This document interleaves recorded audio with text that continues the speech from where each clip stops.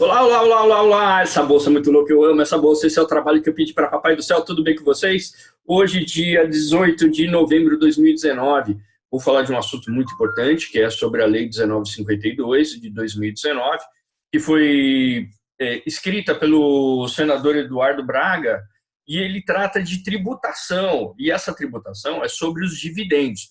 Não é uma lei ainda aprovada, ela está aí no Congresso para ser discutida e aprovada, né? Então tem muita gente discutindo, falando sobre a tributação sobre os dividendos. E eu tenho conversado com alguns colegas, alguns amigos, e eu decidi fazer um vídeo para colocar um pouco o meu ponto de vista sobre as implicações dessa tarifação, né, sobre os dividendos. Hoje nós não temos aí incidência de imposto nos dividendos, né? Ele é livre de dividendos, ele já é recolhido pela empresa antes dele fazer aí a distribuição dos dividendos, e isso tem uma implicação muito grande. E eu vou falar especificamente de fundos imobiliários, que é o que muita gente está preocupado, porque muita gente migrou para fundo imobiliário, né? Então vamos lá, vamos dar uma passada geral e vamos entender. Então pesquisem aí, leiam essa lei se tiverem oportunidade, ou então busquem na internet mais informações sobre elas. Eu não vou entrar no detalhe do detalhe, mas eu vou falar sobre alguns pontos principais que a gente precisa prestar atenção, pois ele terá impacto aí no retorno das nossas aplicações. Então vamos lá. Eu vou falar então sobre fundo imobiliário, como eu já comentei, especificamente fundos de tijolo, e já explico por quê. Bom, então, resumindo, de forma muito resumindo em apenas um parágrafo. Essa nova lei, ela propõe que os dividendos sejam tributados em 15%. Isso para tudo, né? Para as ações, para fundos imobiliários, tudo que tiver dividendos que hoje são isentos de imposto de renda, comece a ter 15% dessa aplicação. E isso faz com que a gente tenha algumas mudanças drásticas em alguns segmentos. Então vamos lá, vamos dar uma olhada na parte de fundo imobiliário. Então, se você não sabe do que eu estou falando, tem dúvida ainda sobre fundo imobiliário, vem aqui, ó, eu vou deixar aí embaixo nos comentários o link desse vídeo aqui sobre fundos imobiliários, que é a apresentação que eu fiz aqui no YouTube, falando sobre os fundos imobiliários, explicando sobre os fundos imobiliários. E eu vou aqui, para facilitar o nosso entendimento, vou segmentar em duas partes. Fundos, que são fundos de aplicações, fundos, e os fundos de tijolos. Nós vamos focar aqui nos fundos de tijolos porque ele é estratégico, tá? Bom, fundos de fundos são aqueles fundos imobiliários que estão atrelados a algumas outras aplicações de certificado de registro imobiliário, que é o CRI, ou então até mesmo em Selic e outros tipos de investimento. Então, esse não é um investimento que você está colocando lá em um escritório, em um hospital, em um centro de distribuição. Então, eu vou focar aqui na parte de fundo imobiliário, que a gente chama de tijolos, que são justamente aqueles que realmente seria uma fração de um imóvel que eu estou adquirindo. Então, eu estou falando aí de agências bancárias, escolas, hospitais, centros de distribuição e assim por diante. Então, tudo que for físico existir é como se eu estivesse comprando aquela fração, e é esse que eu vou estar falando desse processo. E por que eu vou estar focando nele? Porque esse já tem um aluguel, né? Os fundos geralmente eles têm mais de um imóvel alugado, tem mais de um inquilino, e ele tem contratos que precisam ser honrados. Então, esses que são tijolos, eles existem, eles já têm acordos fechados de pagamentos de aluguel. Esses aluguéis são distribuídos, parte desses aluguéis, depois que tira as despesas e tudo mais do fundo imobiliário, são distribuídos para os cotistas. E é justamente esse que eu quero mostrar para vocês um pouco da minha visão e de como eu vou estar tratando esse assunto. Então, ok. Então, a gente vai falar aqui um pouquinho sobre essa lei, já no impacto. Eu fiz aqui uma planilha muito simples do Excel para vocês entenderem. Então, vamos lá. Primeira coisa que eu fui fazer, eu fui buscar aqui o Focus da semana passada, porque eu não tenho ainda hoje, porque agora são exatamente 8h50, a hora que eu estou gravando esse vídeo. Então, eu fui buscar aqui o relatório Focus, onde eu peguei aqui o IPCA, né, para utilizar ele como referência de inflação, a taxa Selic, 4,5%, para a gente poder ter visibilidade. A gente pode até utilizar para o ano que vem, 3,60% do IPCA e 4% da Selic, é isso? Selic, não, 4,5% da Selic. Tá? Ou seja, a inflação é importante, porque você precisa ganhar mais que a inflação, e a taxa Selic nós vamos utilizar aí como retorno de investimentos de renda fixa, porque vai estar girando mais ou menos aí o que os bancos vão estar pagando para a gente durante o ano. Então, para vocês verem como a gente vai ter um valor de rentabilidade muito pequena, provavelmente em 2020. Então, vamos lá. Então, nós vamos falar aqui da taxa Selic, 4,50. Já estamos pensando aí em 2020, né? A inflação próximo de 3,60. E renda fixa, então, 0,6? Não, não vai dar 0,6, né? A 4,5, ele deve dar 0,38, 0,40 ou até 0,50 de ganho por mês, tá? Bom, e o aluguel hoje, justamente desses fundos imobiliários que estão atrelados a fundos de tijolos, escritórios, hospitais, eles já têm contratos, né? E esses contratos, se você, dependendo do fundo imobiliário, ele pode estar com vencimento em 2021, 2022, 2023. Então, tudo vai depender de qual fundo imobiliário especificamente nós estaremos falando. Então, eles terão um vencimento futuro e esses vencimentos futuros ele já está atrelado a pagamentos de aluguéis fixos para esses fundos imobiliários. Ou seja, nós não teremos alteração no valor que será pago de aluguel. Porém, nós teremos tributação no meio do caminho. Eu vou diminuir aqui para 0,55, só para título de cálculo, 0,55. Talvez seja, a média está dando 0,6 dos fundos imobiliários, mas vamos por 0,55, para que tem alguns contratos que estejam vencendo já no começo do ano que vem, e isso faça com que a gente tenha um pouco de reajuste aí para baixo nos aluguéis. Bom, vamos supor, para ficar um número mais fácil da gente poder entender, vamos fazer aqui, vamos supor que você tenha comprado alguns fundos imobiliários de escritórios e colocou lá 100 mil reais. Você pode colocar 10 mil, 5 mil, quanto você quiser, mas só para título de cálculo, vamos colocar 100 mil reais. 100 mil reais a uma taxa de 0,55 vai te pagar 550 reais por mês de aluguel. Ou seja, você vai receber dividendos do fundo imobiliário de aproximadamente 550 reais por mês. Ou seja, é um investimento de 6,6% ao ano, que é muito mais que uma taxa Selic. Então, provavelmente uma renda fixa que vai estar te pagando aí 0,45, né, 0,50, você vai ter aí 5% de retorno numa renda fixa, ou 5,2, 5,5, enquanto o fundo imobiliário está te pagando aí 6,6% hoje. Então, no ano daria dos 100 mil, 6.600 reais, né? E a gente não tem alíquota nenhum, a gente não paga imposto pelo que a gente recebe. Então, esse dinheiro ele é líquido na nossa conta, tá? Bom, se ele não tem nada, a gente continua recebendo os 550 por mês, que é isso que vai pingar na nossa conta. Nosso retorno anual vai ser de 6,6, ou seja, teremos R$ 6.600 de ganho no ano. Bom, com a nova lei, o que acontece? Se o ativo continuar valendo 100 mil reais, eu já vou voltar nesse ponto, que é extremamente importante, ele não vai valer mais 100 mil reais, você continua recebendo os 550, continua recebendo, não. O valor do aluguel continua sendo 550 reais, certo? Você teria aí, teoricamente, um aluguel de 6,6% ao ano, R$ 6.600 ao ano. Porém, agora, nós com essa lei, se ela for aprovada, ela ainda não foi aprovada, mas se ela for aprovada, nós teremos um impacto de 15%. Ou seja, em vez de eu receber 550 na minha conta, eu começo a receber só R$ 467 na minha conta. Isso passa de 6,6% de rendimento ao ano para 5,6% ao ano. Ou seja, no final do ano, em vez de eu ter R$ 6.600, vou ter R$ 5.610. É ruim? Teoricamente, não, porque eu ainda estaria acima da inflação e acima da renda fixa, provavelmente. Então, ainda é bom.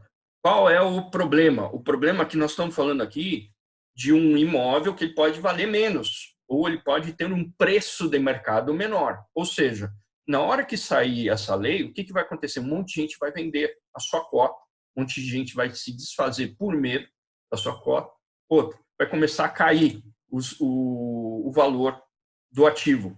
O que acontece? Existe nas instituições, que são grande parte dos investidores hoje em fundo imobiliário, eles têm regras, né? Então, a partir de um certo nível de queda do valor do ativo, ele tem que sair do ativo, porque ele precisa justificar a queda de patrimônio para o investidor. Então, ele vai ter que sair também. Se isso começar a acontecer, nós podemos ter 20%, 30% de queda nos fundos. Qual é o impacto disso, né? Primeiro, a queda do valor do fundo não necessariamente vai diminuir o seu aluguel no primeiro momento. Por quê? Porque o contrato ele continua sendo pago naquele valor. Então, você continua recebendo aquele valor bruto em aluguel, em dividendos, porém, você passa a ter um valor do ativo menor. Seu patrimônio cai. O que você tinha colocado lá de 100 mil, quando o pessoal começar a vender, quando o mercado começar a cair, o seu patrimônio pode ser de 80 mil, pode cair 20%. Pode ser, 80 mil, pode ser de 80%.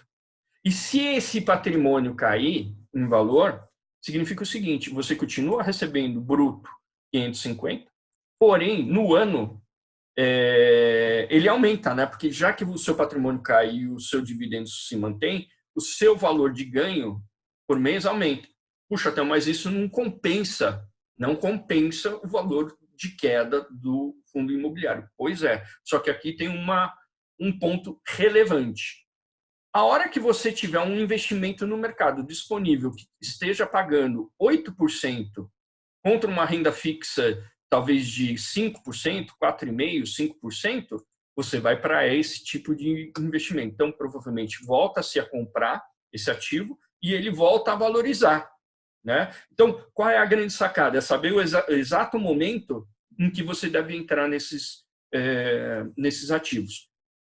Para quem já tem um ativo e não tem dinheiro para aplicar, ele vai ter que, ou ele vai assumir essa redução do patrimônio e vai se focar muito mais no valor do recebimento do dividendo, ou ele vai começar a colocar aporte, se ele tiver capacidade financeira, quando o valor do fundo imobiliário cair e começar a dar sinais de recuperação, ele volta a aportar dinheiro nesse fundo e aí ele diminui o preço médio e ele pode começar a voltar a ganhar com a valorização do fundo. Só que isso leva um tempo, né? Quando o preço cai, ele cai muito rápido. Quando ele sobe, ele demora um pouco mais para subir. Então, a gente não sabe quanto tempo isso pode demorar. Agora, para cair é rápido, né? Porque a hora que sair isso, um monte de gente vai se desfazer, dependendo do nível de preço que cair, as instituições vão ter que sair também para poder justificar para os investidores, e isso vai ser uma queda que ela acontece de forma muito rápida, né? Uma velocidade maior do que a subida. A subida vai ser quando o pessoal perceber que isso aqui virou um ótimo negócio, né? Que 8% de ganho, mesmo que eu tenha tributação de 15%, são 7% contra 4,5%, ou 5% da renda fixa. Então, um monte de gente vai voltar a investir nesses papéis. E por que eu estou falando do fundo de tijolo? Porque esses têm contratos que precisam ser honrados. Então, os valores dos dividendos continuam sendo, de certa forma, fixos até que eles tenham os contratos renovados. Então, por isso que ele são papéis de estratégia. Como eu já falei em outros vídeos, os fundos, na verdade, quando cai aí a Selic, a inflação está caindo, eles estão atrelados parte em Selic, parte em DI, parte em CRI, LCI, né, letra de crédito imobiliário. Então, o valor desses fundos eles já estão caindo. Então, quando tiver essa lei e eles estiverem perdendo, eles já vão estar caindo, eles vão ter uma aceleração de queda muito maior e a recuperação deles vai ser muito mais lenta, porque hoje os dividendos pagos por esses tipos de fundos já são menores. Por isso que eu estou focando aqui para falar de fundo imobiliário atrelado a tijolo, ou seja, escritório, hospital, centro de distribuição, agências bancárias e assim por diante. Tá? Então tá aí, focando no fundo imobiliário. Agora, deixa eu dar um recado, né? Para quem já deu uma lida, teve oportunidade, ou para quem vai ler a lei, precisa se atentar, porque isso vale para tudo. Quando a gente está falando aí de um investidor que construiu alguma coisa, algum fundo, né, imobiliário para ele, o que acontece? Ele tira os proventos dele de lá, né? Os proventos são como dividendos. Então, esses proventos ele vai acabar afetando não só os fundos imobiliários, mas os investidores de médio e pequeno porte, ou seja, empreendedores terão que pagar provavelmente sobre proventos. Isso que é a discussão que deve estar sendo debatida dentro do Congresso para verificar as implicações dessa lei, porque essa lei ela vai muito além dos dividendos, né? Ela tem outras implicações. E o mercado, a gente sabe que grande parte do emprego está entre os microempresários, médios empresários. Pequenos empresários e médios empresários é onde está o emprego do país. Se esse empresário começar a ser tributado por provento também, ele vai ter um problema a mais, né? Porque hoje já não está difícil, já está bem difícil conseguir extrair valor do mercado. Imagine se você ainda pagar mais imposto sem contrapartida. Segundo ponto que a gente precisa ficar atento nisso existe um ponto, né, um artigo nessa lei que fala também que ele revoga uma lei antiga de 2014, onde quem movimenta até R$20 mil é isento de tributação. Essas pessoas, independente agora do movimento que eles tiverem, R$1.000, 5 mil, 15 mil, 20 mil reais, agora todo mundo vai ser tributado.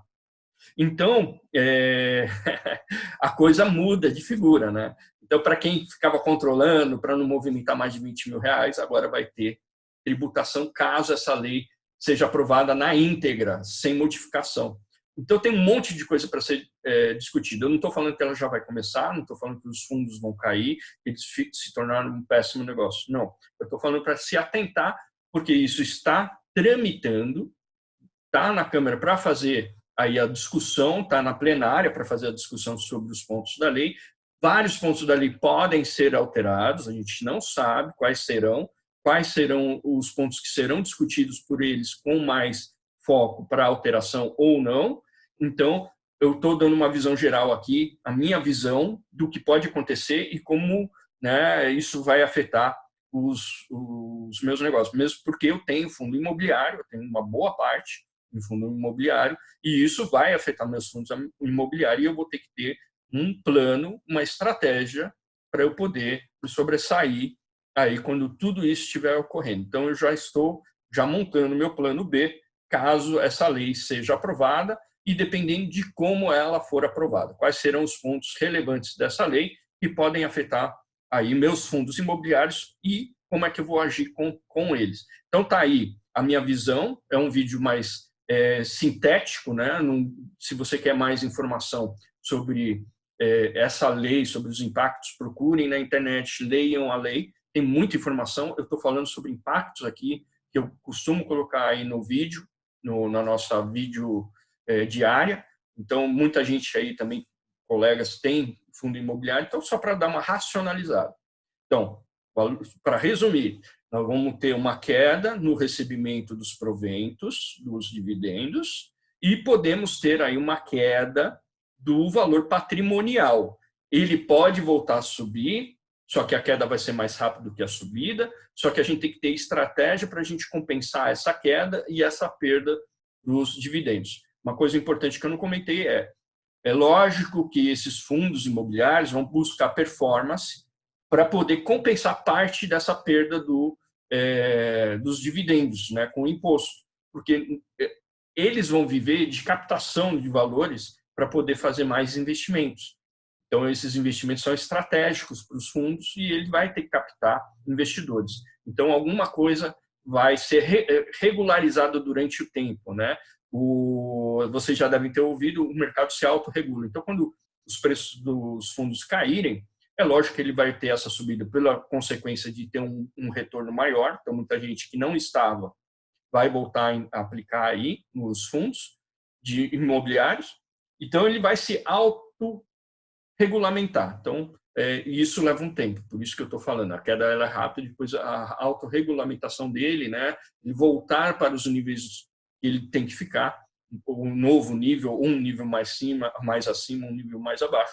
O mercado depois ele vai levar um tempo para estabilizar, tá bom? Então tá aí, tiverem dúvidas, façam comentários. Se vocês acham que tem outros elementos que são mais importantes ou que tem uma relevância muito grande e não foi comentado aqui, coloquem aí nos comentários. Eu também quero saber a visão de vocês, né?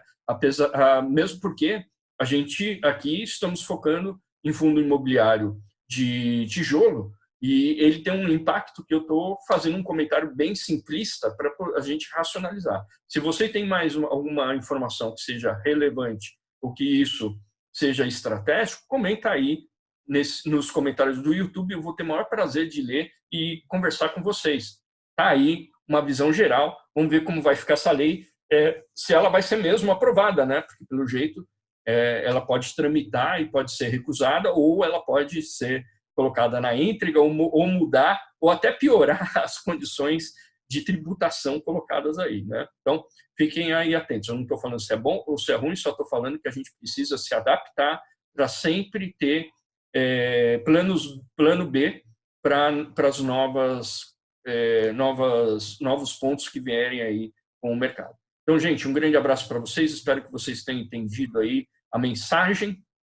E vamos que vamos, porque essa bolsa é muito louca. Eu amo essa bolsa. Esse é o trabalho que eu pedi para Papai do Céu. Um grande abraço para vocês e até mais. Tchau. Não esqueçam de comentar aí o que vocês têm aí de relevância. Um grande abraço. Tchau.